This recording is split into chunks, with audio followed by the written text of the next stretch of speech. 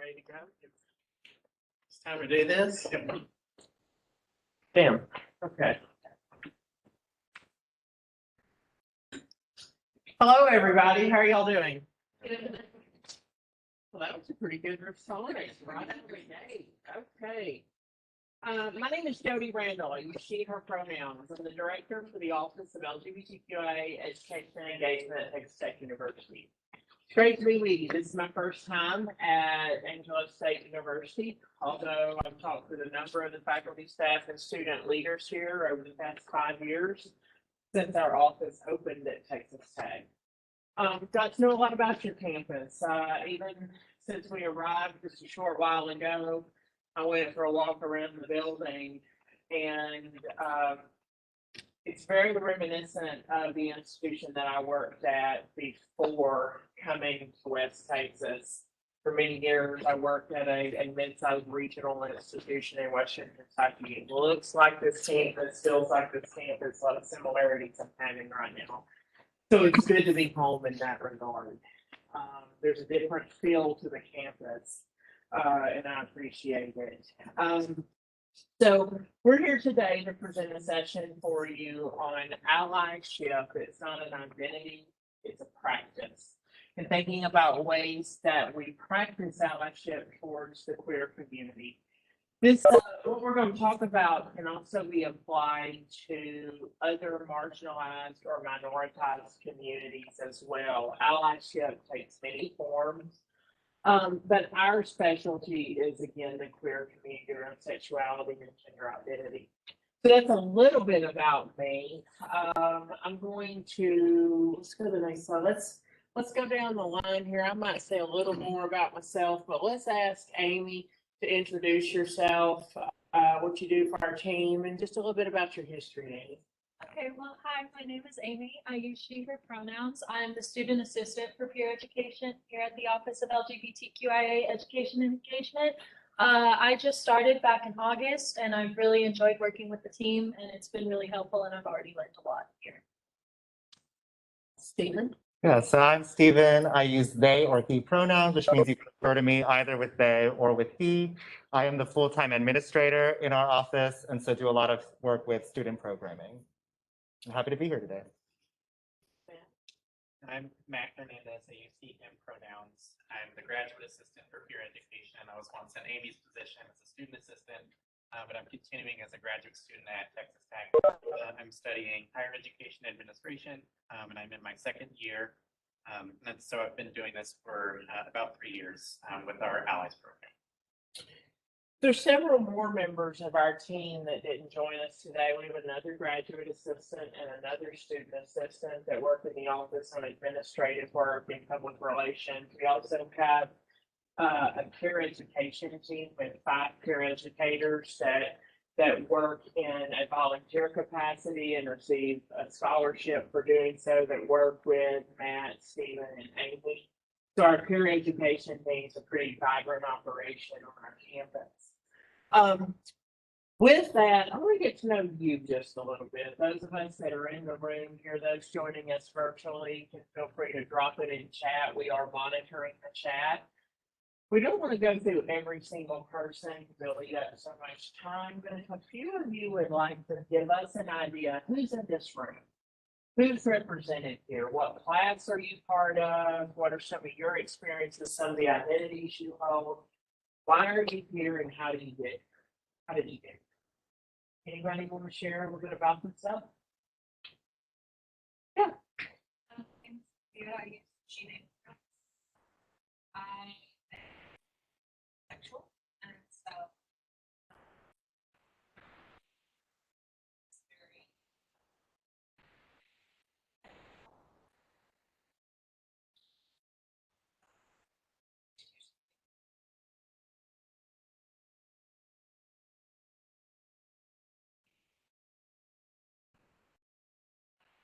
very obviously there are people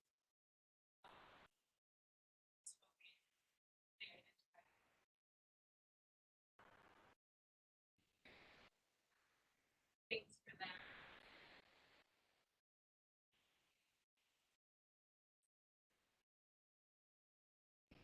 Lucy, Lucia. Yes. So, Lucia, there were so many things that you said that are resonating. First and foremost, your nails. Great, your nails, love your nails. But I'm also bisexual. So, yay, we're representing well here today. You know, I grew up in a very religious family. I attended a religious school most of my life, most of my formal education. And so, I understand coming out of those dynamics. I'm also a person of faith still today, and that's very important to me, but we hold many identities. And at various times, their importance or placement in our life sort of shifts. I teach a course on sexuality and queer feminism, and we talk a lot about or comprised of all these different identities. So, thank you for anyone else. Who else do we have in the room today? That person. But who else? It'll be awkward if we have to start picking on people. Not a good way to start with that. Yeah. Hello, I'm Mike. I primarily use he, him pronouns, however, any pronouns fit with me. I am pansexual. I grew up in a very small town, very religious community. I'd like to forget growing up in that, because that was a mess for especially like people, me. Yeah. Yeah. Thank you. Thank you for being. We don't talk enough about pansexuality, and I'm hearing more and more of our students identify as pansexual. So it's important that you're here. Also hear about your intersection with religion, and all that that brings. So I think we're hearing that today as a theme. We're going to need to weave that into our remarks, how we navigate religious and faith tradition. Maybe one or two more. Okay, someone want to see what's happening? Just people joining. Okay, like they're screaming, like I'm trying to say hello. Anyone else? Who are cisgender straight identified allies? Who wants to talk about being an ally or practice allyship? We'll probably all practice some form of allyship. And while I'm learning, Stephen is the master at letting silence just sit there. So we can wait it out. One or two more.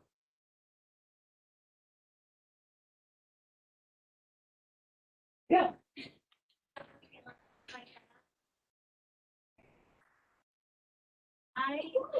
I volunteer at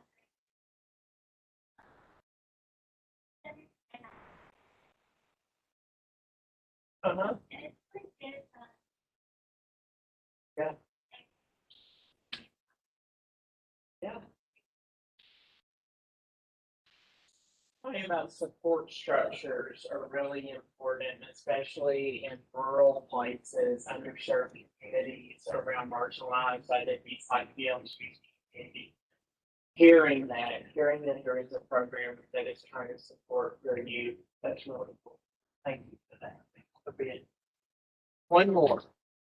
We will move forward. There'll be someone in this row if no one speaks. Oh, just saying, y'all. Oh, not see y'all. Hey, look at your mouth and you put that finger in there. Yep. I'm Alexis and straight. Okay. Exactly. Congratulations. But I do like respect everyone and I'm not judgmental. I'm happy to be here because I'm really here for the extra credit, but I am interested. You know what? Interested. What are you studying? Need have more conversations about allyship. And, you know,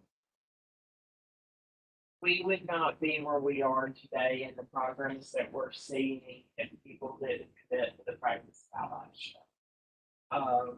It's incredibly important when we're talking about moving marginalized communities forward and building progress that we do in partnership with allies. So, okay, so with that, I think I'm gonna turn it to Amy.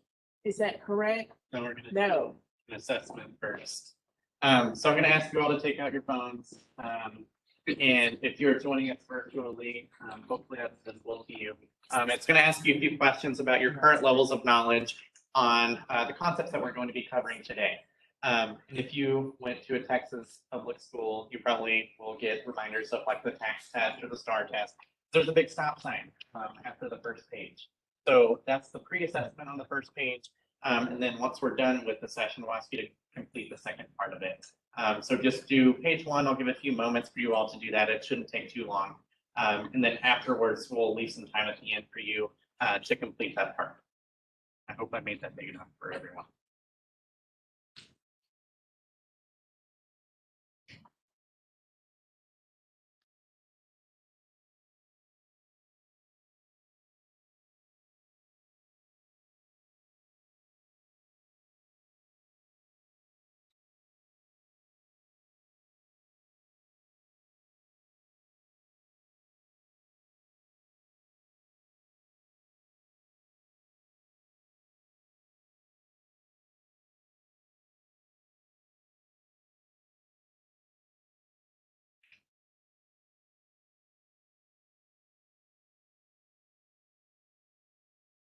Okay.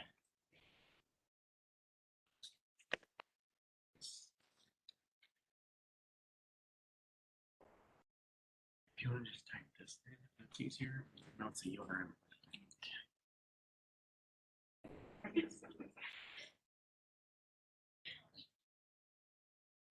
Folks in it, y'all getting it.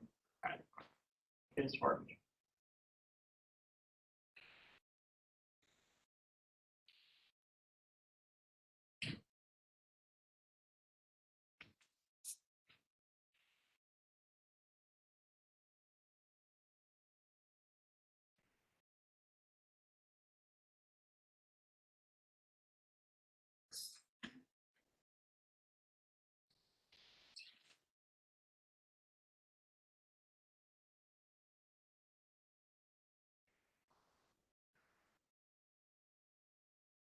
Got it. Thank you.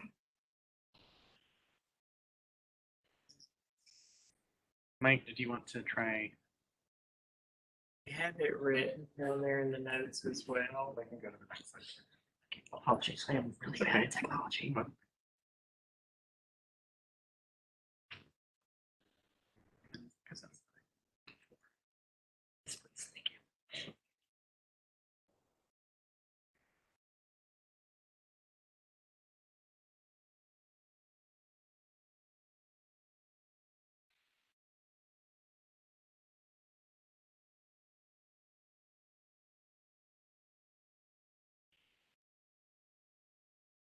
If we could maybe get some thumbs up when folks are done. Give it another minute.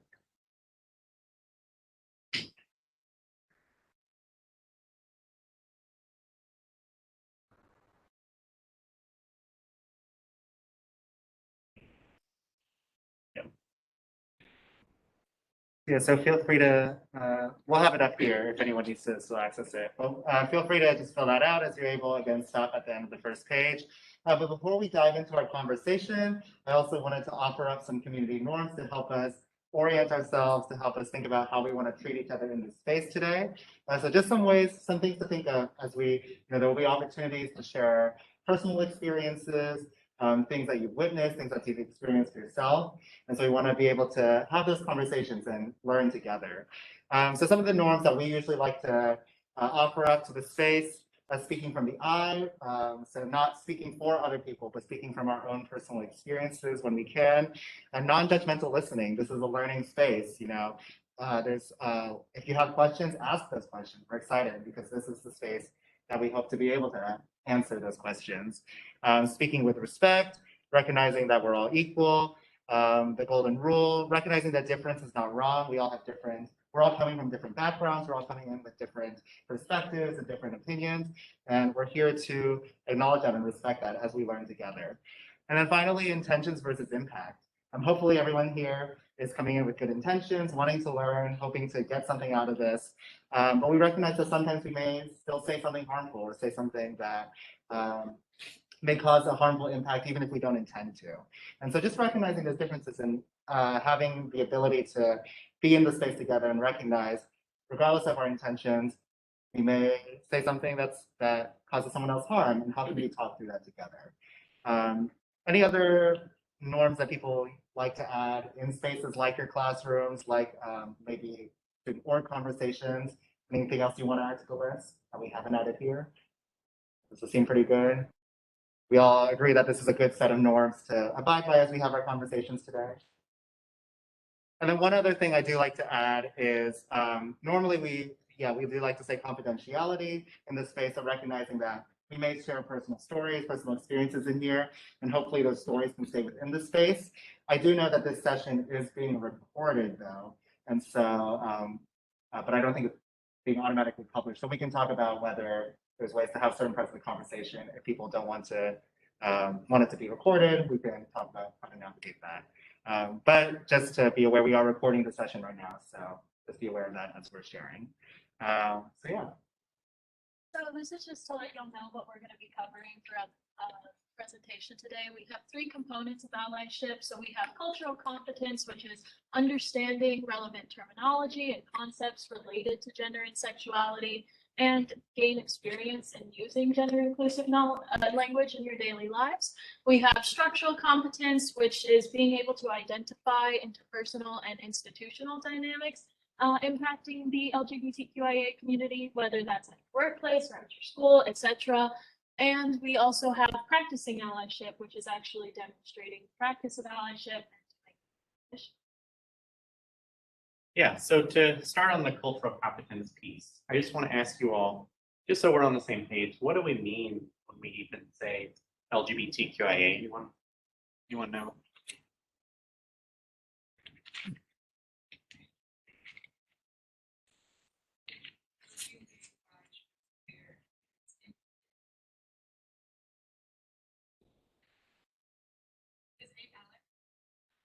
Maybe. Yeah. So it varies. There are different renditions of the acronym. People tend to say LGBTQ, LGBT, gay, queer. Different renditions of it exist. So yeah, you got them all right. But in our office, we mean by the asexual or agender. So yeah, a lot of people are, oh, okay, yeah. So yeah, I'm not going to go through what each of these mean. I'm not going to define them.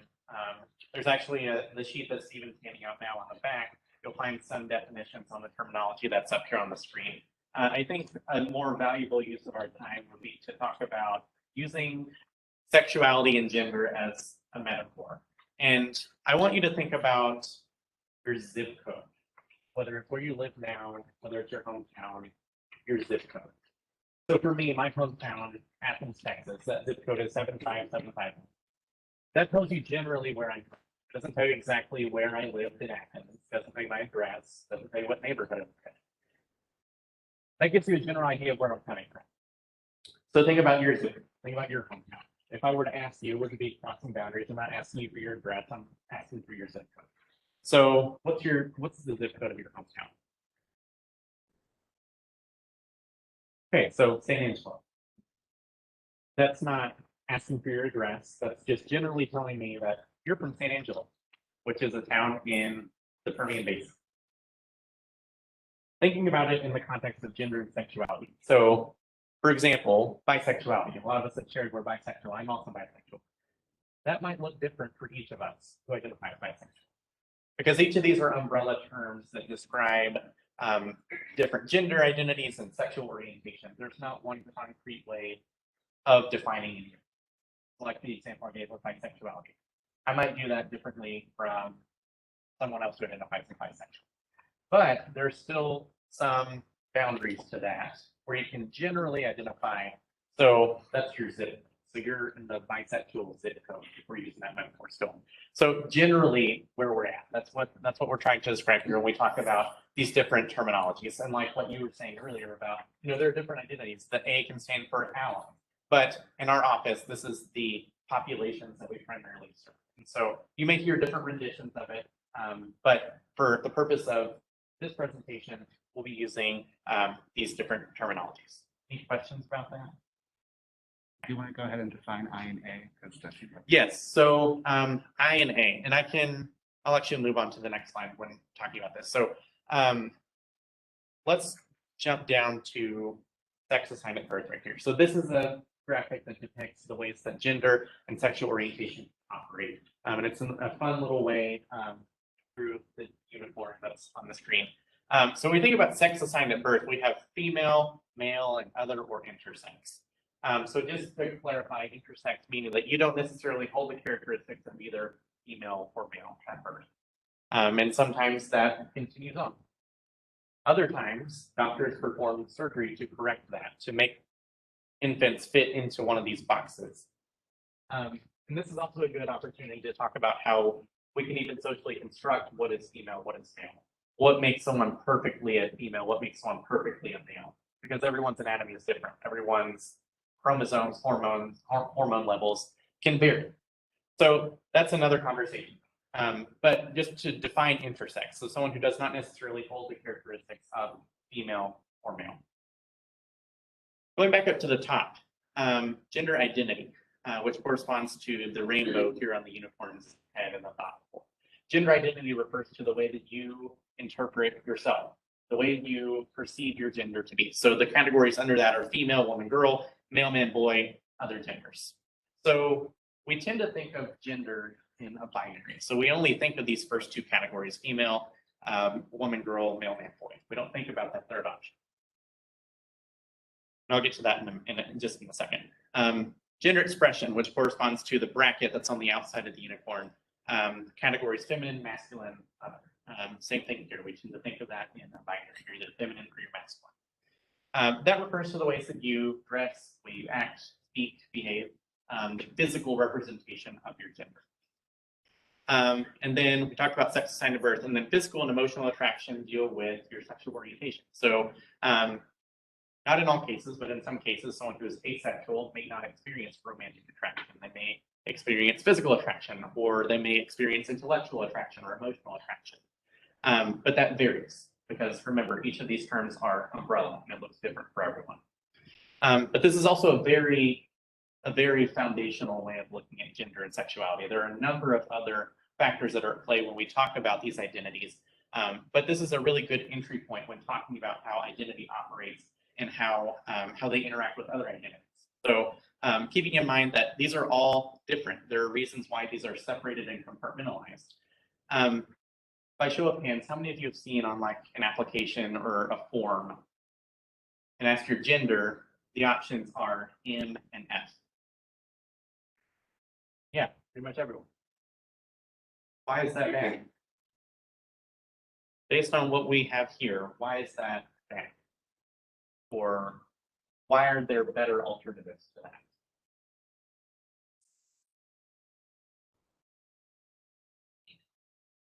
Right, yeah. So there's one piece of it, you may not be female or male. But also, why are we calling male and female gender? That's our sex assigned at birth. Because gender is something that exists in a social construct. It's something that we all play into in Western culture, especially. It's forced onto individuals. It's something that you have to assimilate to. So people's gender identity and expression may not correspond to their sex assigned at birth. So for example, me, I'm a male. I was assigned male at birth. My gender expression is masculine. My gender identity is man. Those correspond. If they don't, if someone's assigned female at birth and their gender identity is man and their gender expression is masculine, those don't correspond according to Western values. So when we ask about gender, so what if my gender is woman, but my options are male and female? Those don't align. So that's why it's important to keep those separate and to refer to gender as something that is experienced in a social way, sex assigned at birth, which can be asked in like medical settings, because that's sometimes important to know. But keeping those separate is important. And I think one thing that Matt emphasizes through the example of the MF box is also recognizing that gender is not just a personal thing, right? It's also something that's institutionalized, right? The moment we're born, we're put into these categories, both like legal categories, medical categories. And so what are the ways that we can understand ourselves better, but also recognize the forces, the institutional forces that also play on how we can express our gender, how we can express our sexuality. As Matt said, we like this model because it's simple. As you get deeper into like gender theory, it gets a lot more complicated, but this keeps it nice and simple. And with the other genders, the other categories, we also recognize that in other cultures, in other time periods, there have been other genders. There haven't just been man and woman. There have been other ways of categorizing people besides gender. And so that's why we also like this model. So you're welcome to take it for yourself, use it, kind of click off where do you fit on this model? Whether you're at the zero, kind of the ray, or like really express yourself far down the ray, feel free to make use of this tool if it resonates with you. Like Stephen was saying, when we're born, oftentimes even before we're born, we start placing individuals in sex categories. And because of the way we've socialized this and we connect gender to biological sex, from that sex categorization, we move into gender status, gender roles. And from that, we're raised and taught certain ways to live, and we experience it ourselves out navigating the world, that there are social norms and expectations that have been flow forth from that. So when do you start to realize your gender? Would anyone be willing to talk about this? You realize, how do you identify? Or even that gender was a thing. Like, Any memories from childhood, adolescence?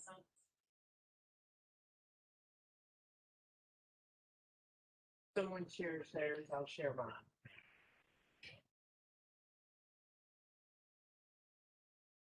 About it for a moment. Think about your childhood. Was there something that happened around you? Or something you picked up on, or something you noticed about someone, and then you started thinking about that with your life? Anybody? Like, as an example that someone used, if I may, I'm cisgender. I'm a cisgender female, but I had to recognize my own gender as well. I kind of had a bit more of a discovery period because I did not know if I was cisgender or not.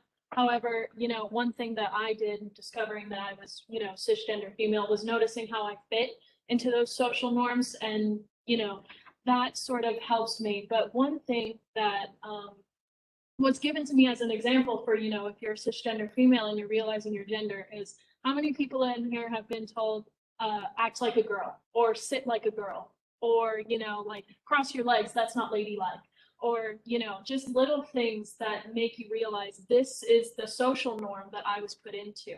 And so even if you're cis, you can still recognize your gender in that sort of form. And I really loved that because I hadn't thought about it that way either.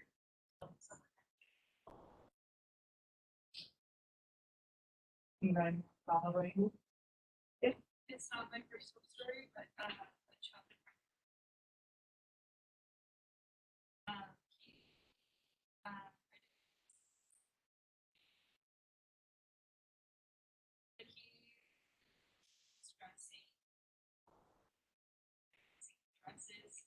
He loves it, but his family, dad,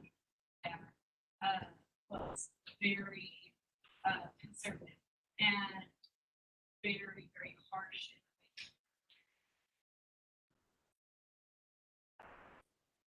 So I just saw that. He's happy with it's like this.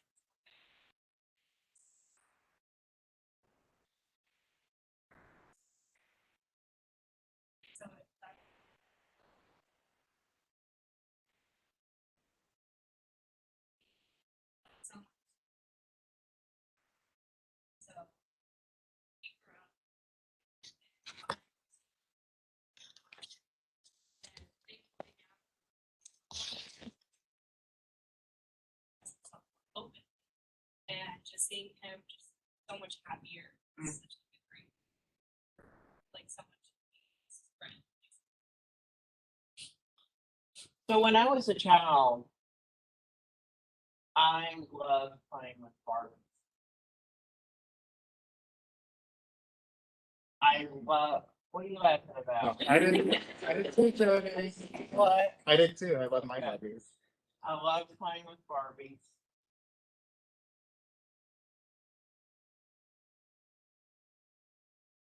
But I wasn't allowed to. I was born male. Raised as boy. And only later in life was I able to come out and identify as a trans woman. And for me, transition was important.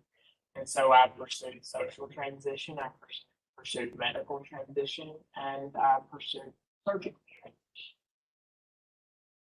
But as a child, I wanted to play with Barbies. Now, you don't have to be man, woman, female, male, no one sex category or gender status to play with Barbies. But in our society, that's something girls do. That's been normalized.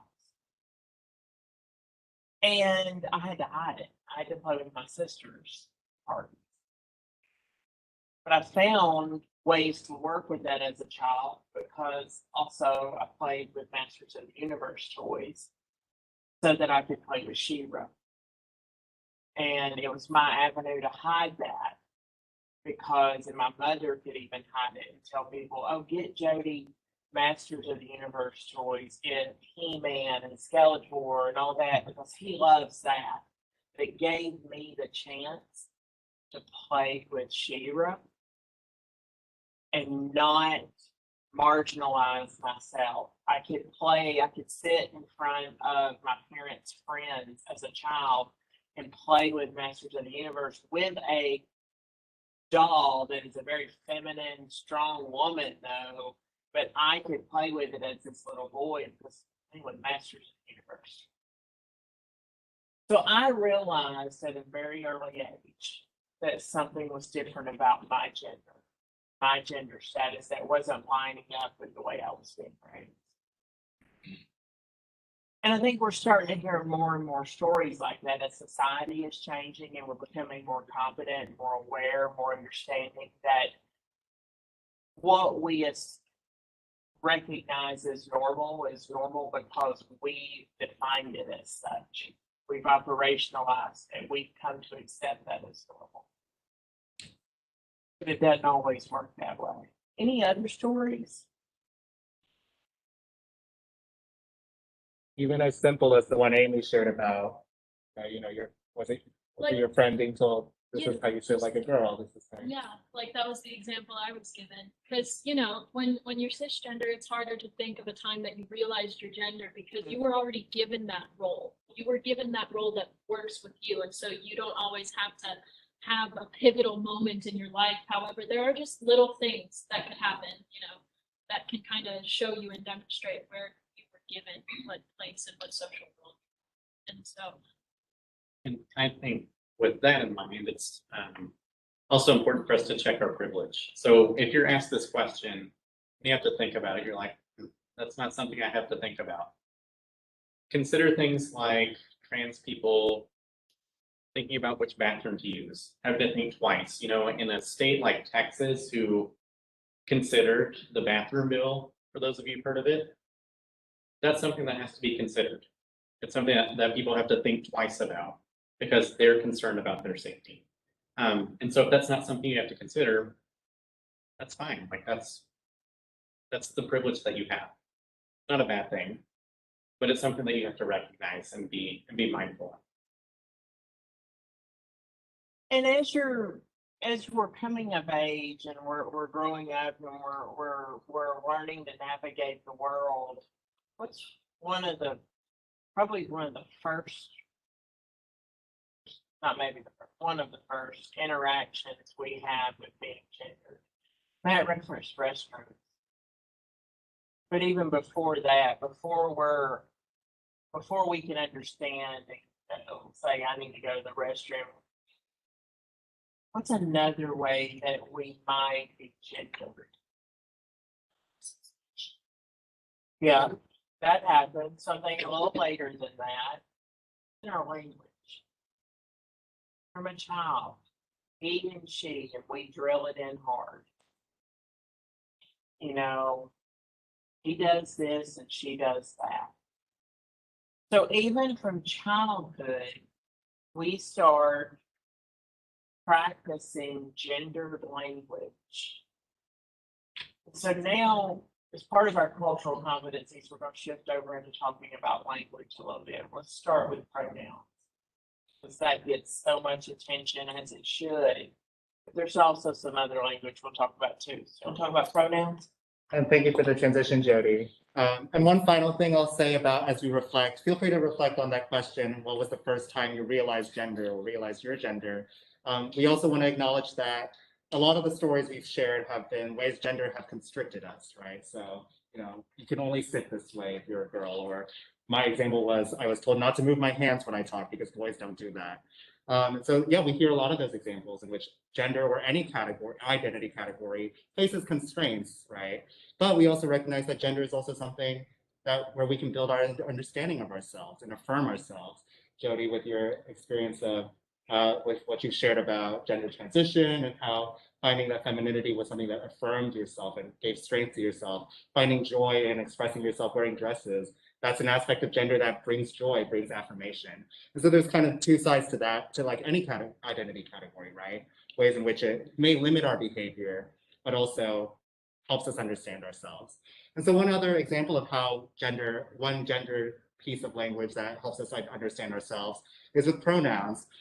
So you may see, this may look familiar if you've taken an English class, just different ways that we can refer to people in the English language. You know, we're very commonly aware of he and she as singular pronouns. So, you know, referring to people as he, referring to people as she. But we also recognize that some people may not vibe with that. And so recognizing pronouns like they, singular they, so referring to a single person with they pronouns. I know I use they pronouns. I'm happy with that. And then other neo-pronouns, as they're called. So pronouns that don't fall into that more common he, she, or they. So like ze and here is another way of being more gender neutral and referring to someone. So again, just providing more options for people to express themselves more authentically or express themselves in a way that they feel comfortable with through language. Yeah, so let's talk about what that looks like. And I want to kind of extend on the conversation that Stephen shared about the singular use of they.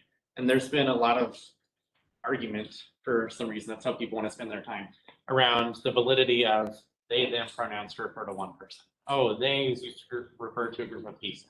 I would use they pronouns to refer to you all. So they are in the class. Yeah, that's right. They are. But let's talk about it in the singular form. That's why I had this dollar up on the screen.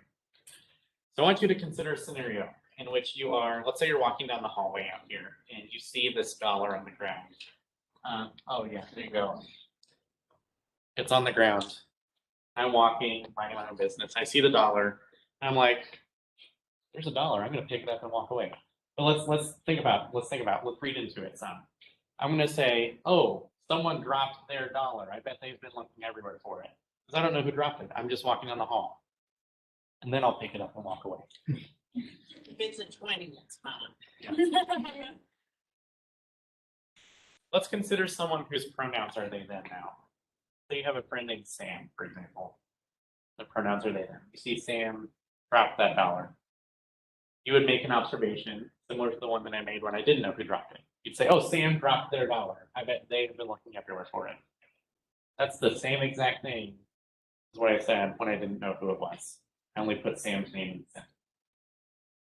That's according to the International Writing Centers Association. That's an example that they give to support the notion that it is grammatically correct. That's the first reason. And the second reason is that using they, them pronouns without questioning it affirms people's identity.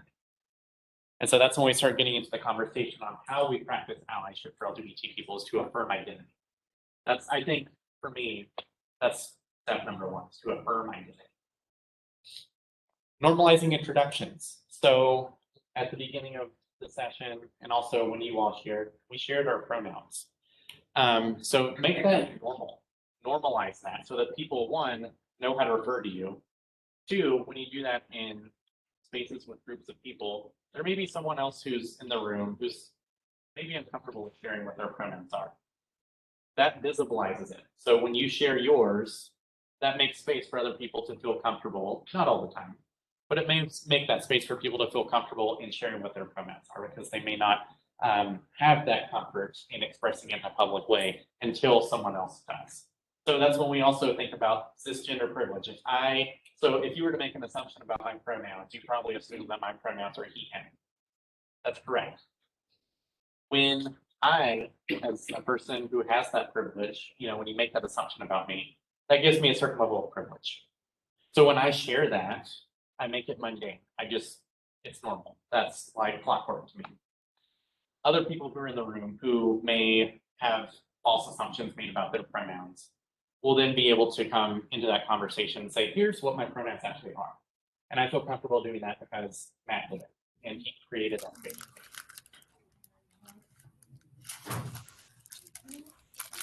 Tyson. Put this in your mouth, maybe it'll help you keep it shut for the rest of my spirit. I already have something in my mouth. For our virtual guests, can we make sure we're muted? Feel free to come on mic if you have any questions or comments. But can we make sure we're muted, please? Thank you. Okay. Mistakes happen. Mistakes happen with pronouns.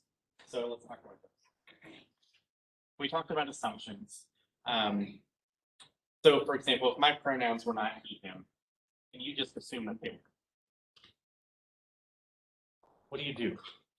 If you were to refer to me with she, her pronouns, and I'm like, actually my pronouns are he, him.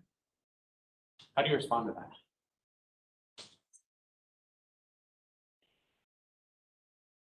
Okay, tell me more about why do we just continue? So we apologize and continue. Is that what you mean? Just as Don't make an excuse and say, oh, well, you look like this.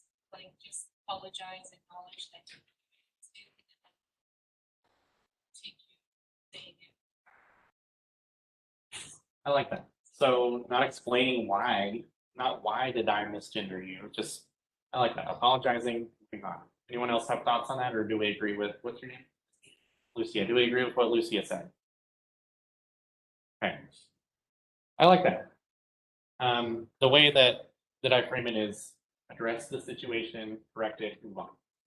Because what we don't want to do is also, in addition to that, we don't want to make a big scene out of it. Like, oh my God, I just misgendered you.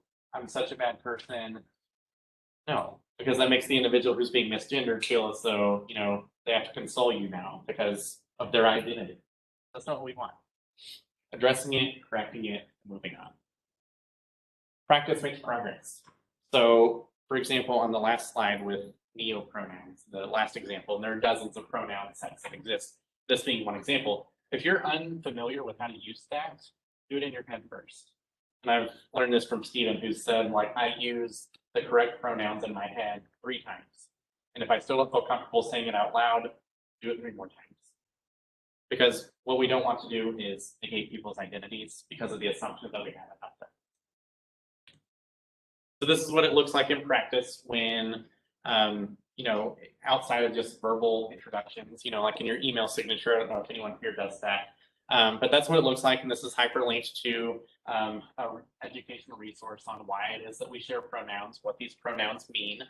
And also in Zoom, like my last name is now Hernandez, he, him, just so it shows up. So I don't have to change my name 3 times. So people know how to refer to me so that it's visible, it's out there.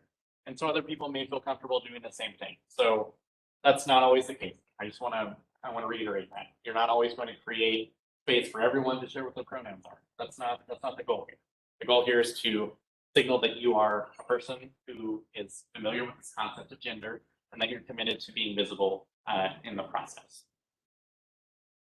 So I just wanted to talk a little bit about microaggressions since we were just discussing pronouns. So one example of a microaggression, especially when we're discussing allyship with the LGBTQIA community, is using incorrect pronouns. And I mean that in a sense where you are continuously using incorrect pronouns for someone who you know their real and true pronouns that they have shared with you. And so, microaggressions are brief and everyday exchanges that send, degenerating messages to certain individuals because of their group and membership in marginalized communities. They may happen casually, they may happen frequently, and often without any harm intended. So you might not actually intend any harm if you are referring to your friend who might use she, her pronouns, and who might use she, her pronouns, and you call them he, him once or twice. You might not mean any harm, but the impact is still there. So that's why we have intent versus impact, because even though you might not mean to cause any harm, you might have just accidentally misgendered your friend, and you might just want to move on. Your friend uses they, them pronouns, you called them he, etc. However, the impact is still there, and recognizing that impact does not mean that you are a bad person, but that you might be causing harm even with good intentions. So to expand a little further on our use of inclusive language, it's really important for us to think about the context we're in, the context in which we're using certain language, and put some intentionality behind it. As I hope you find from our remarks today and our subsequent discussions, a little bit later in the program, intentionality is very key to allyship. I would actually argue, before it went blank, that allyship requires intentionality. But with some other language use, we got a few more examples here for you about the ways in which we use certain types of language matters. First off, up here is homosexual. Historically used improperly. We don't say that in everyday language anymore. We just refer to someone as a gay person or a gay man. John is a gay individual. We don't use it as a homosexual anymore, although homosexual is still used in a lot of clinical settings. You will still find it used in that space. So again, context matters. Preference or lifestyle. This bothers some more than it does others, but it suggests that old adage about your sexuality or your identity as a choice. And I don't want to get into the debate. We do this in my class. We debate the whole, is it a choice or were you born this way? But the reality is, for this context around allyship, doesn't matter if it's what you chose or if you were born this way. It is who you are, it's how you're identifying, it's how you're living your life. So we talk about someone's sexual orientation instead of a lifestyle. This is real interesting. Okay. Transgender. You will hear this more often if you actually look for it or listen for it, that people say transgendered. Adding that ED to the end of it, it applies or connotes a condition that has happened to them. That Jody is a transgendered individual. Something happened to Jody. That's not cool. This is who Jody is. Jody is a transgender woman. And then when we talk about sex change and gender transition, that's much more contextually appropriate for today, is to talk about transition rather than sex change, because it fixates on anatomy and goes straight to that fascination that we've historically had around sex and the process of surgical transition. So context matters. Can you come up with any others? Any other day-to-day language that you use out navigating ASU's campus that is very gendered language or very dated language that probably, if you put a little more intentionality behind it, you would use that word? There's one on the next screen that Stephen will mention that we do all the time on college campuses still today. Freshmen. We gender that word when we're really talking about first-year students. And we don't have to gender it, but historically we have. But if we're trying to be a little more intentional, we're trying to be a little more culturally competent of the way that connotation works for some people, we might just say first-year student. So you have to think about that, Stephen. Yeah, and again, we want to emphasize, we're not the language police. That's not what our role here to do is, but it is to invite people to think about, just how gendered is our language, how implicitly, like how masculinist it is, like when we refer to all men as people, right? I'm sure you've seen that in historical writing, stuff like that. No worries. Same thing with freshmen. You guys, how come guys can be both for masculine, feminine, men, women? But if I said y'all ladies, and people might say, actually, I'm a guy. What is up with the way that we assume that the masculine applies then to everybody, right? So just inviting people to think about how gendered our language is, and maybe if we want to change that, what are ways that we can make more gender inclusive language? And then one thing I wanted to bring up on the last slide as well, if we go back, is going back to that question, just how are we thinking critically about the language we use? With the last example, I think it's very politically relevant right now, for instance, in that in politics, in the recent political sphere, there's been a lot of fear that's been evoked about children, prepubescent children undergoing sex change. You might have heard that from certain politicians. But when the reality, and there's a very particular reason why they're using a term like sex change rather than perhaps a more accurate term like gender transition, which can involve, instead of wearing shirts and shorts to school, wearing a dress to school, or going by a different name, right? As Jody mentioned, social transition. Why is there a particular reason why there's a fixation on sex change, which does not happen to prepubescent children, when trying to pass perhaps certain policies or trying to evoke a certain kind of fear? And so again, just thinking about what is the context, why is this language being used, and what are other ways that can be more truthful, or can be, what are ways that we use language for certain agenda? Yeah, and one last thing, people are about the freshman term. It's just, people are like, is that really gendered? Yes, because college was meant for men beginning. Kind of an interesting fact. So that's where that comes from. That it kind of shows the roots of the word and how, and then like offering the alternative first year student. Any questions before we move on to our next section? So that's the end of the cultural competence, the language piece. Any questions, concerns? And for our virtual participants, if you can share questions in the chat, or you can come on mic now. Anything before we move on? So good. Okay. So when talking about structural competence, we're going to be covering things like the law, perceptions about LGBT people. So it sounds kind of boring, but I promise it's really important stuff to be talking about. And then after this section, we'll give you all like a 5-minute break, just to let y'all get up and stretch if you want.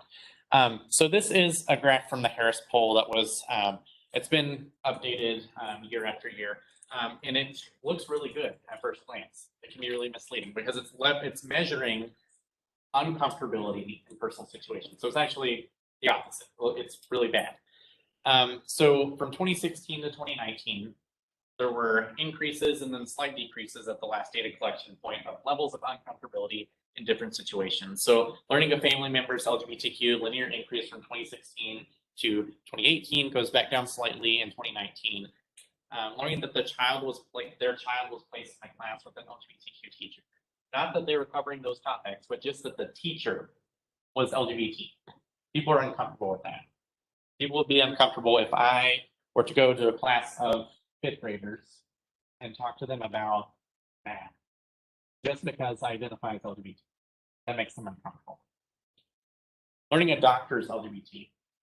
Not that they're providing LGBT services, but that they themselves identify as queer. Learning that my child had a lesson on LGBTQ history in their school. Gosh, people do not like that.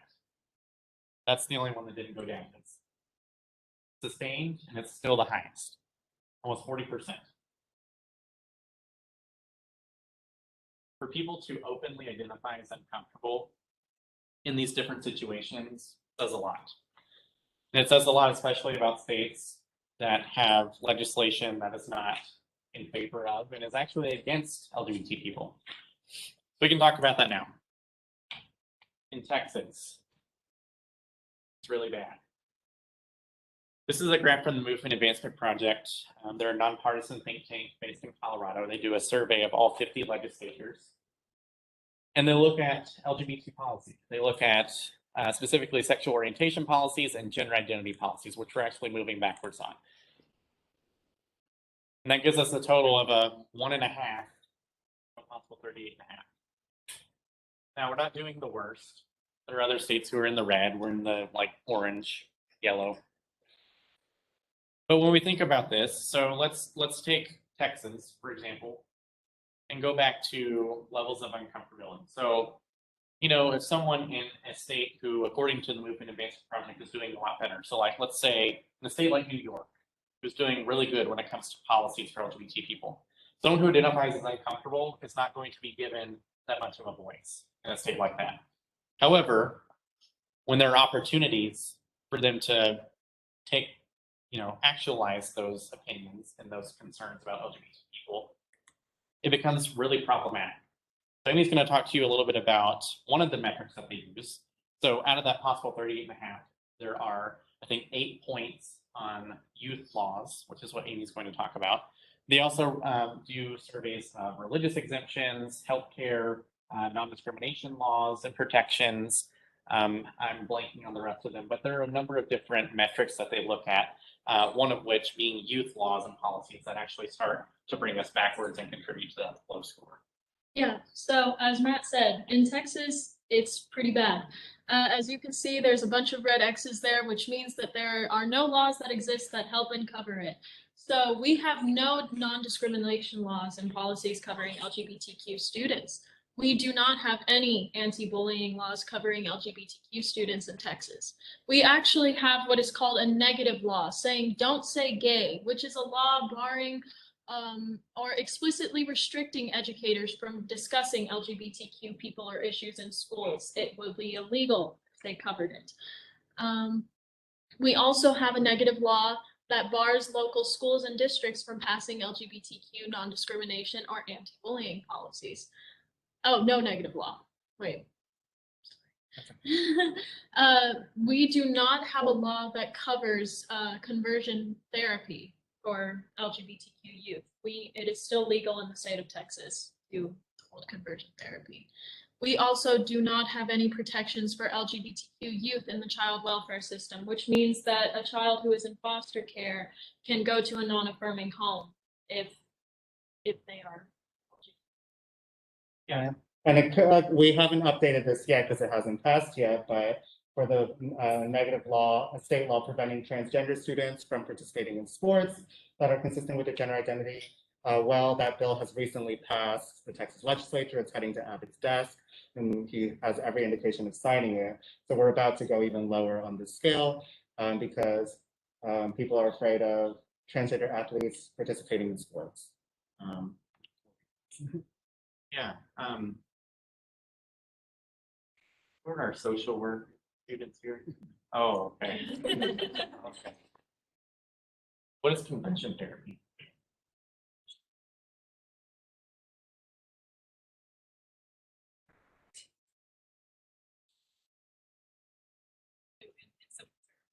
Yeah, correct your LGBTQ-ness. Or even be sent to like an actual licensed counselor whose values align with correcting that. That's allowed in Texas. In all 254 counties, there's not a single municipal ordinance that prevents that from happening. But I also want to talk about what happens beyond institutional practices like going to a counselor or going to a camp, think about what happens in the home. So conversion therapy being a form of psychological manipulation, that can still happen in the home. You know, like for me, being told like, oh, this is just a phase, bisexuality, you're not bi, you're straight, you're just like, something's wrong up here, you'll get out of it. When you start to believe those things, that's also, in my mind, y'all are probably better, well-versed on this than me. In my mind, that's also a version of conversion therapy. Because you're being told something different, you're being gaslit. And also, like what Amy mentioned about child welfare system, something that's really important for y'all as social workers. If someone, for example, someone identifies as trans, they identify as a trans boy, it's okay in Texas for them to be put into a house, like a group home with other women, which can negate their identity and, you know, get in the way of their identity development. And so that's something that's also really problematic.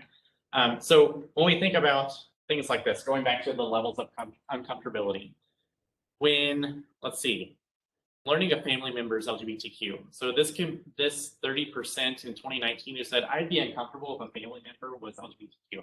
How many of those are parents of kids who come out to them as queer?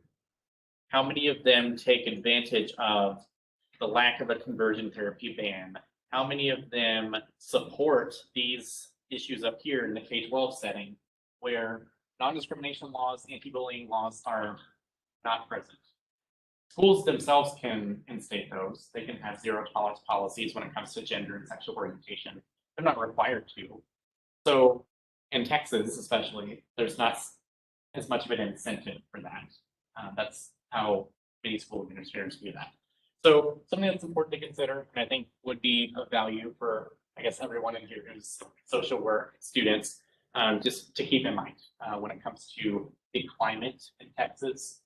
And also the laws that, and Stephen mentioned that they are worsening. So that will now turn into a negative law, and so we'll have a -3 kind of a possible rate. So we'll go down. We'll go closer to negative. Texas may be a negative state in the eyes of the movement advancement project. Any questions about laws, perceptions, barriers to inclusion? Any comments? What do we think about this?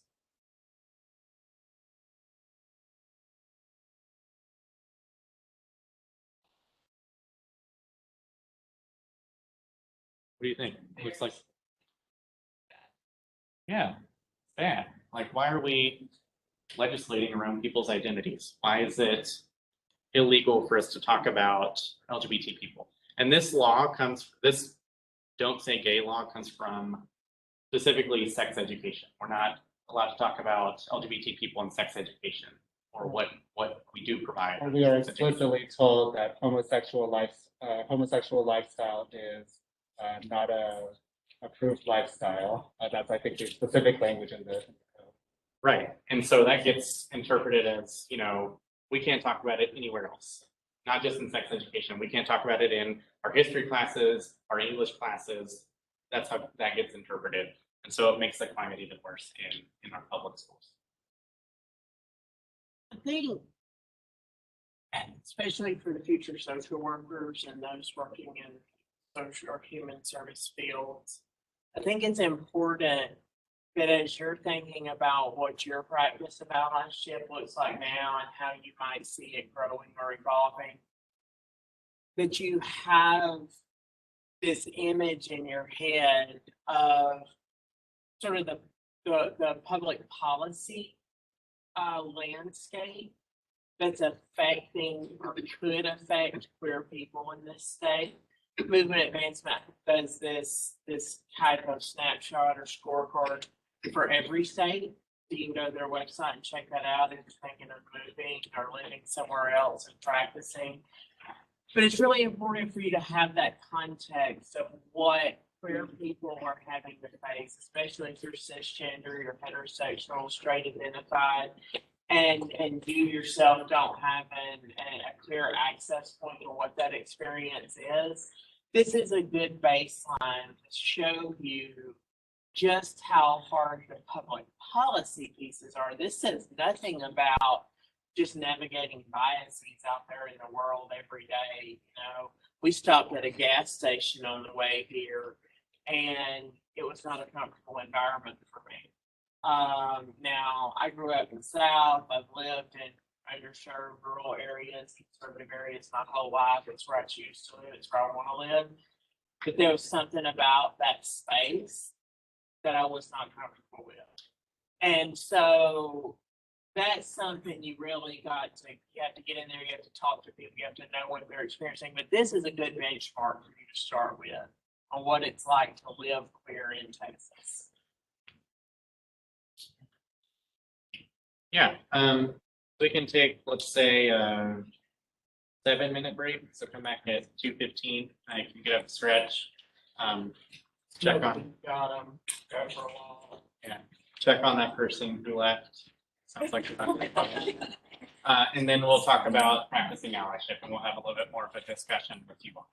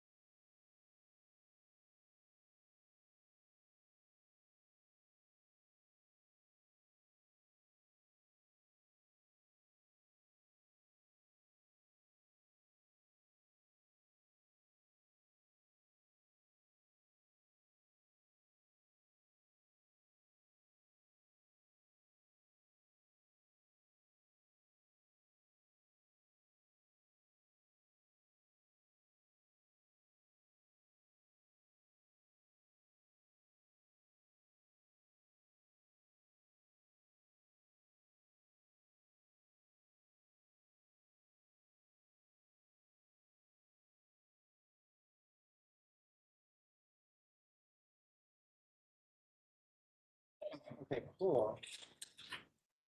Are we muted now? Hello. Okay, thank you. Thank you, Mark. So yeah, just wanted to take a moment before we dive into our final section, check in.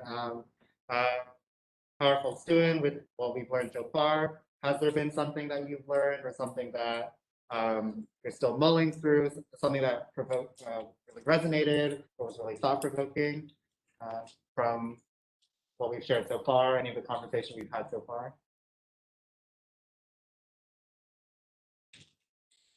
Even something you didn't know before, something you knew before, and it's like, oh, okay, that's cool.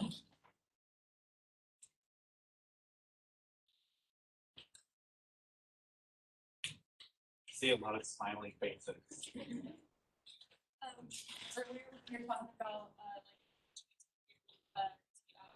pavement, whenever it's about intersex, you mentioned about like hormones, how intersex doesn't necessarily have to be just body parts, kind of like the spectrum is what a lot of talks about.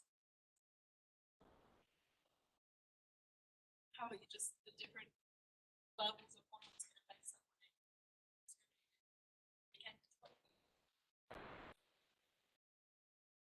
Yeah, or even not being completely clear, like how many people here know 100% what their chromosomes are? That like it got tested? No, right? But it's kind of generally understood, assume that we all have XX, XY. When, you know, we're not getting that tested, we don't know if that's true or not, and we can still phenotypically appear male or female, even without chromosomes being exactly XX or XY. So yeah, bodies are weird. There's lots of diversity in our bodies. Any other things that you thought was interesting? Something that, even if it's something you don't quite agree with or something that really resonated, you really do agree with? Any thoughts so far? Oh,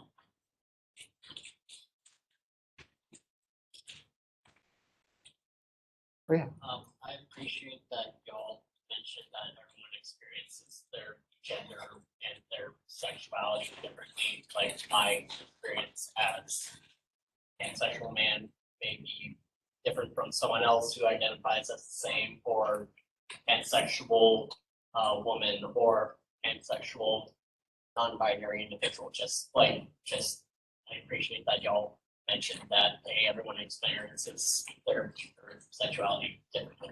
Yeah, thank you. And honestly, that zip code metaphor, you can use it on any identity category, right? Like if you identify as a woman, not every woman's experiences are the same, but there's kind of a general zip code of experiences that we can use to kind of understand, right?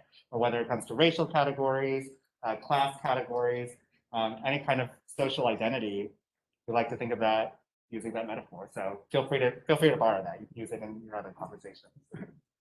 Maybe one more kind of something that was interesting, something you want to reflect on even further, something you have a question about. Any thoughts? Vibing, no thoughts, just like. I want to ask you, how many of you would you say growing up, or even now, were in traditional, I'll say traditional environments? Okay, yeah, pretty much everyone, with the exception of a couple. How many of you think that a lot of this stuff is like just brand new to you? Okay, that's okay. Yeah. So a lot of times people are like, I'm overwhelmed with all the information. And we're going to talk about in this section that you don't need to know all the information. You don't need to know everything there is to know about gender and sexuality to support people who are not cis, straight, or to support people who hold minoritized identities. So in this section, like I mentioned, we're going to reference the fact that there's no such thing as a perfect ally. It's a continual process that we all have to go through, continue learning about, and we all have to start somewhere. So if you're feeling overwhelmed, I understand. Sometimes I even feel overwhelmed. Like in our office, people who have been doing this work for years still have questions about how to approach situations, whether it's because of different social movements that are coming up, or if it's just because we don't know the answer to things. It's okay to say that you don't know. That's not what allyship is about. It's not about saying, I'm the person who knows it all, I'm the one to come to, and it can just be me. No, we need to share that and decenter ourselves from that conversation. Because practicing allyship is not about ourselves, it's about the people that we're supporting. Again, whether it's the first time you've encountered any of these concepts, or if you've kind of heard all of this before, we're grateful that you're here and we're grateful to be learning this together. So our final section, thinking about, well, now that we have some introduction into, gender, sexuality, language, policy, what then do we do with that? What do we do with that? So that brings us to our conversation about allyship. Who here has heard the term allyship? Like in any context. You can see a few hands raised. We want to kind of just start off with a basic question. Oh, that's not the right slide. That's fine. Okay. And then feel free to type it, or I can type it. The question of, what does allyship mean to you when you hear of someone allying with you or practicing allyship with you? What does that look like? What can that mean? How might we define it? Being supportive. Yeah, so being supportive of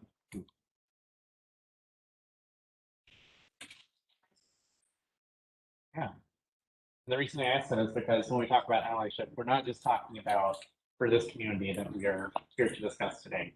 It can be for people who hold minoritized statuses, minoritized identities. So it can be supporting anyone. Anyone else not showing up? You just want to type it on here. Okay. Who else? Possibly speaking on their behalf. Okay. My apologies, I didn't mean to. No, go ahead. Their behalf in a healthy, thoroughly competent manner, like kind of being the thing. Yeah, Michael, right? Yes, sir. Yeah, so what Michael says is speaking on behalf of others, and I like the context that you add at the end. So in the beginning, when we talked about community norms, speaking from the I is one of the norms that we establish because we don't want to speak on the perspectives of other people. But when we find ourselves in situations where we see an individual who is in trouble, they're experiencing homophobia, transphobia, racism. For me, if I experience that, personally, the way I approach it is I don't know what to do. I don't know how to respond. I kind of shut down. So helping in that situation, an ally coming in and helping and saying, whatever approach it is you're taking, if you want to educate the individual who's being problematic, serving as like a megaphone for them and saying, what you're doing is not right. You need to change this behavior. You need to stop this behavior. Yeah. I like the framing of that, not necessarily speaking on their behalf, but speaking in support of them. Yeah. Else? Yeah. So when we accept differences, tell me more about that. What do you mean by that?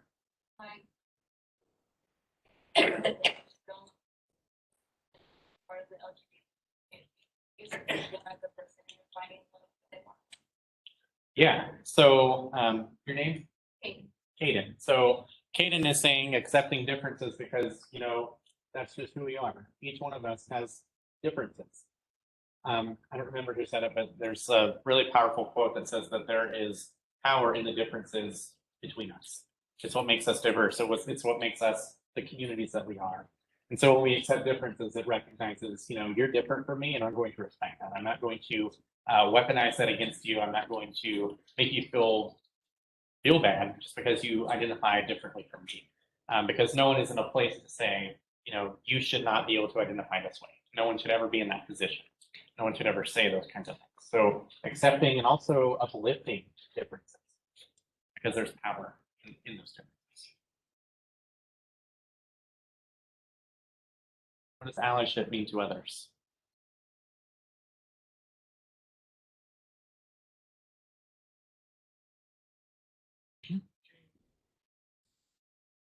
Okay, what do you mean by that?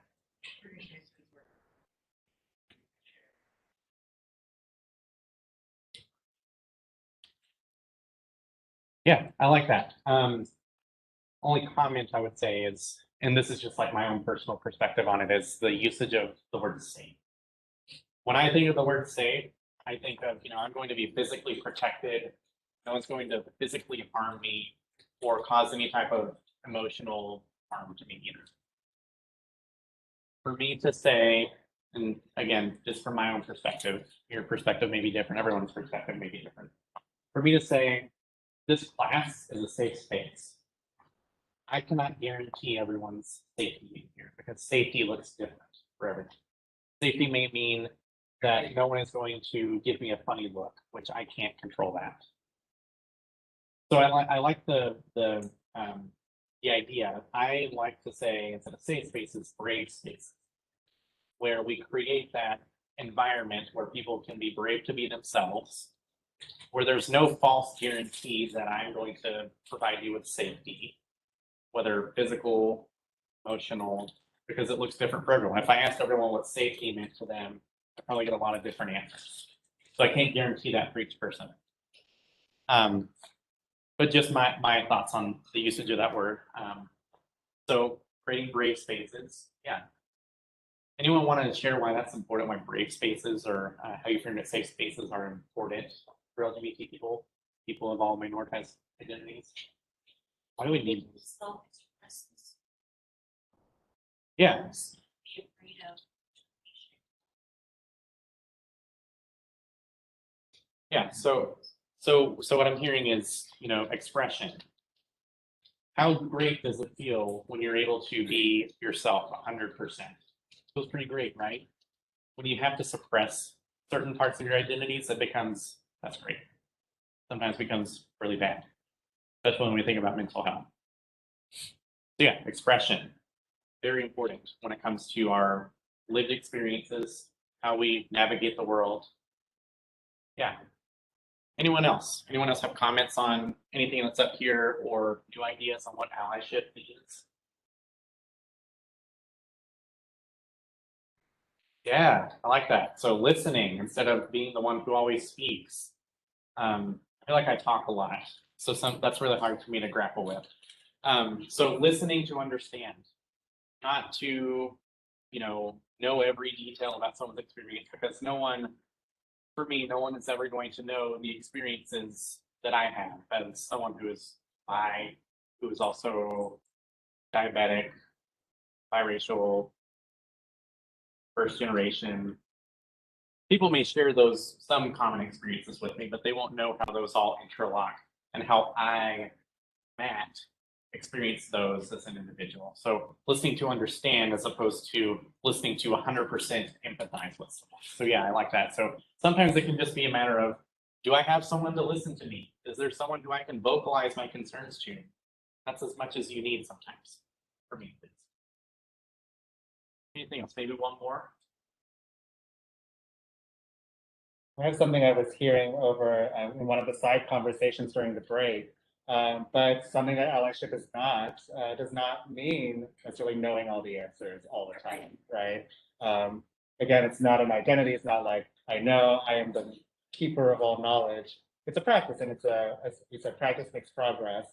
We're always learning. We're always, and even if we don't know the answers, what are ways that we can still provide support, be supportive, without feeling the expectation of having to know everything, right? I think that's something we really want to emphasize as well. Yeah. One last thing that I really want to emphasize is that it's a practice. So see allyship as a verb. It's not saying I'm an ally and then sitting down. It's saying I'm an ally. Here's what I do to support that notion. Here's, the talking the talk, walking the walk. How are you walking the walk? So some of you shared earlier that this is brand new to you. That's fine. It's okay to start small. It's okay to just demonstrate allyship through, here are my pronouns. I'm going to be visible in that regard. That's fine, because it's a continual process. And it's not about, doing everything. It's not about joining every organization, going to every march, every protest. That's not what it's about. It's about, also keeping in mind what your capacity is. That doesn't mean keep yourself at the center of it, but also make sure that you're not exerting too much at once. It's a process.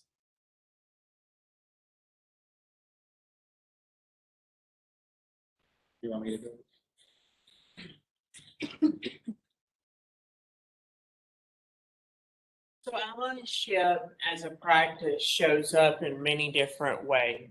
The list you all just built, that you built together is included many different forms that it takes. Another way that it can show up, or another way to talk about it, is around bystander intervention. You know, we observe a lot in day-to-day life navigating this world.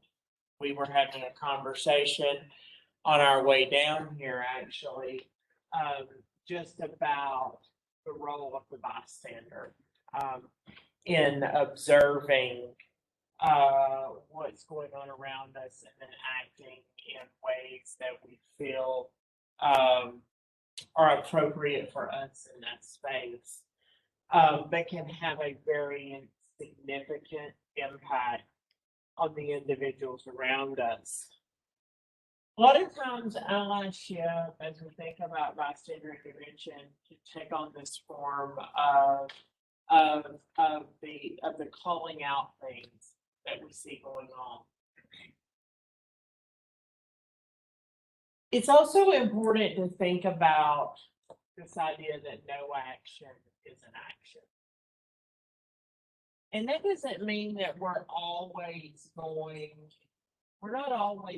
to feel that in a particular space that one, it's our place, or two, we have the wherewithal to speak out, whether it's a safety concern, whether it's risk to our own professional or personal well-being, that we don't choose to speak out.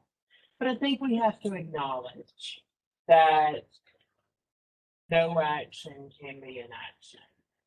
I want to be careful about that. I said at the beginning of our program today that there's a lot of intentionality that goes into allyship. Bless you. And we've got to be really intentional about how we show up in our practice of allyship. But just as much as it's about calling out the things we see, can also be about calling in. And that's where Stephen's going to talk about caregiving. Yeah, so people have shared in our first slide, allyship can look like listening to someone, listening to understand. And so a lot of times when we think of, if we go back to the last slide, bystander intervention, if we see something, say something, right? Or this graphic from Paula Beck, which is a nonprofit organization, lists 5 ways that if you see anything harmful happening, whether it relates to LGBT specific incidents or other kinds of harm, 5 ways of intervening, like causing distractions, try to get people away from whatever's causing the harm, delegating, finding someone else to help, calling for help, documenting any situations. I know, especially when it comes to, violence based on race or gender, documentation has become so important in this age of social media. Delay, which is, providing care, checking in with people, saying, are you okay? Is everything okay? How can I help you? Or just directly intervening, saying, stop, don't, what you're doing is causing harm, don't do that. Those are examples of intervening in a moment. But if we go back to the next slide, allyship can also just look like being a friend, right? Being someone who's is willing to listen and check in with someone, saying, are you okay? I noticed that this happened to you. Do you want to talk about it? Is there anything I can do for you? It also can consist of continuing education, as we've said. Being willing to come to events like these, we're really grateful for your presence. But continue learning about these topics and continue having conversations. And then this idea of calling in, it can be often easy to call out people, say, hey, what you said was problematic, what you said was wrong. But another way is also just thinking, if you're close with that person, how can we have a conversation about, let's think about what you just said. Like, what did you mean by that? Like, is there a way that we can talk through how that might, cause harm for someone, or trying to take that more educational approach to it. And so we just like to give these frameworks of some kind of potential ways to practice allyship, whether that's in a crowd of strangers or whether that's with your friend, with your family, in your classrooms. So just different models of and examples of what allyship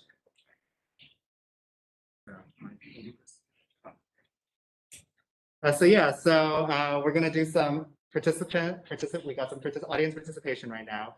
But thinking about those different ways of practicing allyship, what we've listed, some more other examples of what we've shared, we wanted to lay out this scenario for you, and then we'll ask you to maybe talk to the person next to you, an aisle, group of three, whatever works, on how you might address this situation. So reading the scenario that we've used for quite a few of our classrooms. On the first day of class, a student, Sam, an openly trans woman, introduces her pronouns as she, her, hers. For the first few class sessions, whenever somebody refers to Sam with he, him, Sam corrects them. A few weeks in, however, you notice that there are a few students in the class who consistently misgender Sam and ignore her attempts to correct them. Sam has now stopped speaking up whenever she is misgendered. And so we'll start out, give a few minutes with the person next to you. Feel free to turn to someone. Discuss what is a way that we could practice allyship in this situation, or we might ask to intervene. So feel free to turn to someone, have some conversation. Feel free to introduce yourself if you're all in the same class, that's fine. I don't know if you are.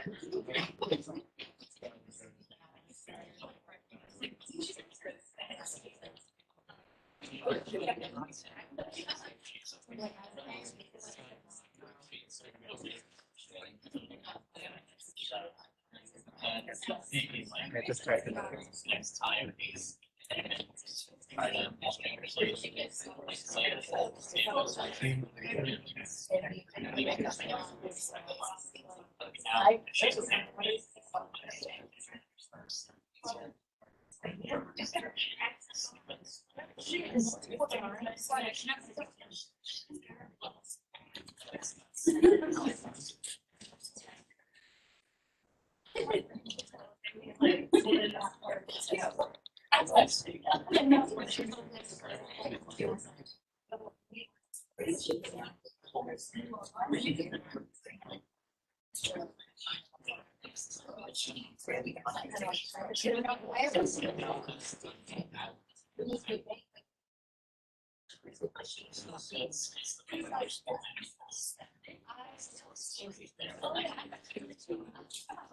Okay, maybe one more minute or so. Finish up your thought.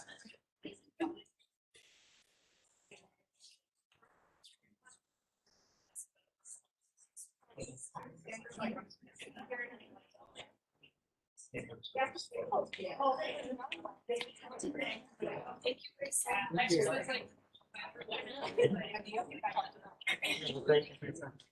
just wanted to give y'all a heads up. Our class at 2:50, so the students might need a little hour to pick up here. So I just want to let you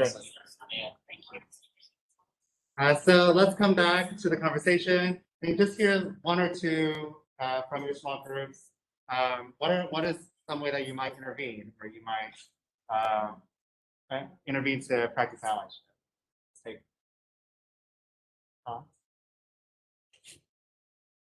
A lot of good chatter.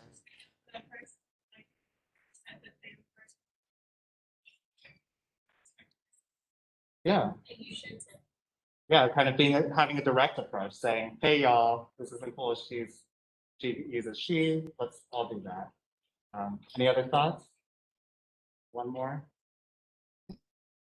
Maybe talk to Sam personally, see if she's okay, see if she needs anything, ask her if there's anything that you would like from us as individuals to help you out. Yeah. Just as the victim, she probably needs to be addressed first, see if she's okay. Right.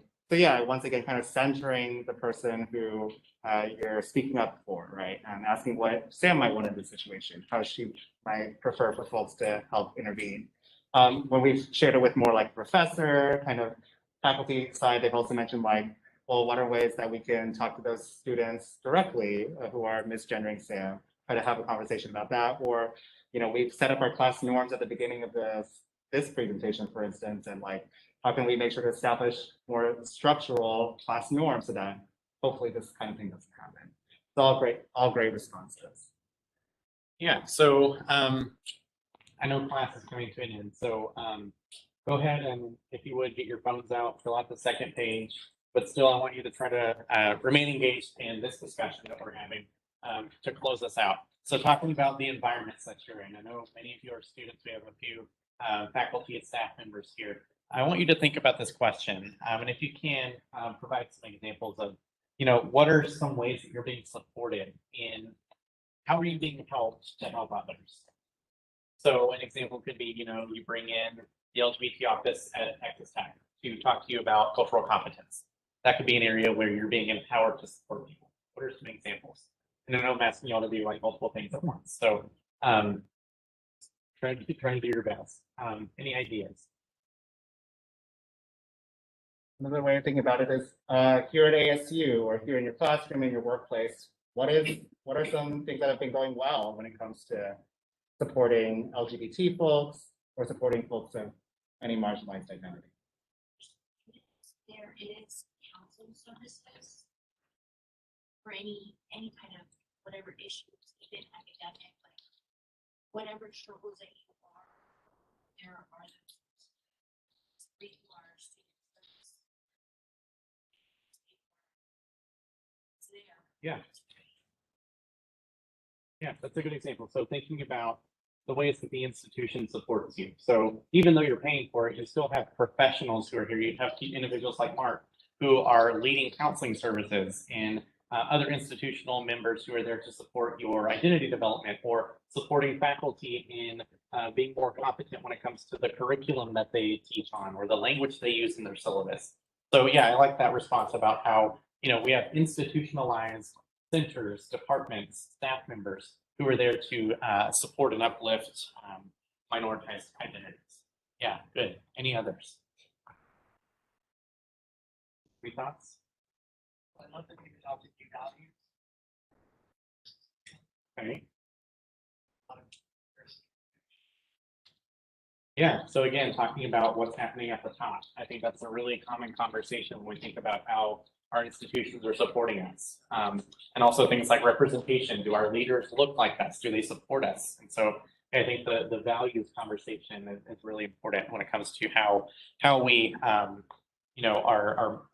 given a lot of mobility when it comes to supporting people. So now thinking about what our challenges are. So we talked about the good. What are some ways that you think maybe we can improve, whether it's in your social circles, if you're used to that traditional approach to identity, what are some things that we are less comfortable about and we would like to change?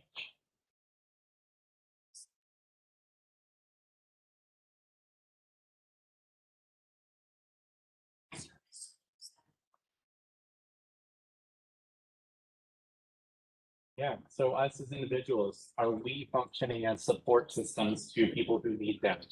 And so yeah, that's a good example. Are we being empowered to do that?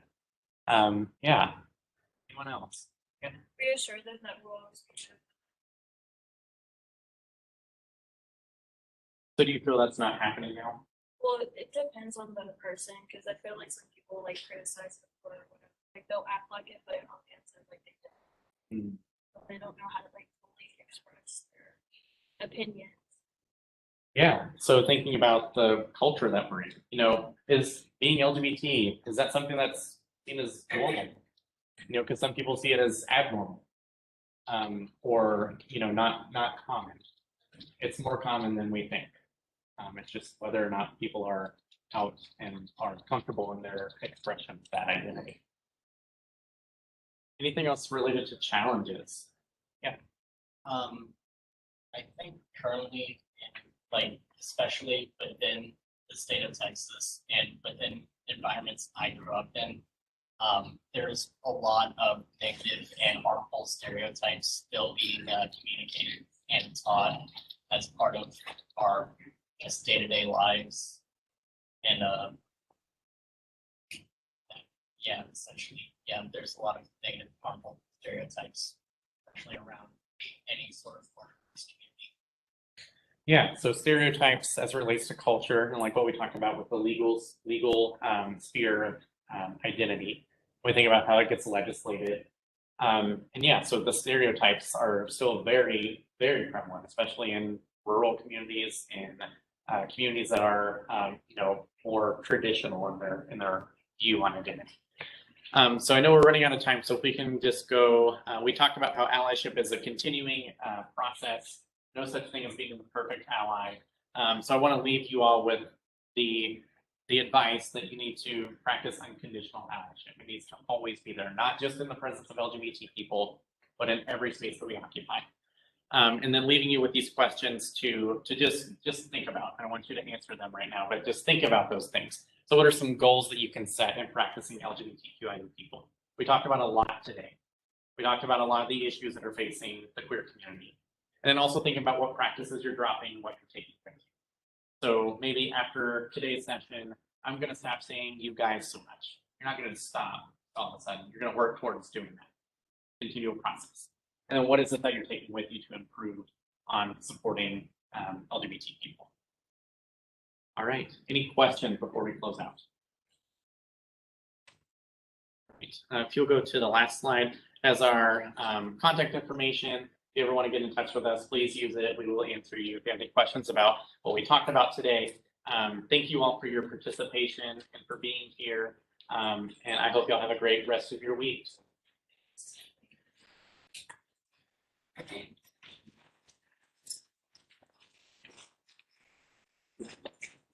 I will hang around for a few minutes too. So if you want to have more conversation, follow up, we'll be here. And thank you to our online participants.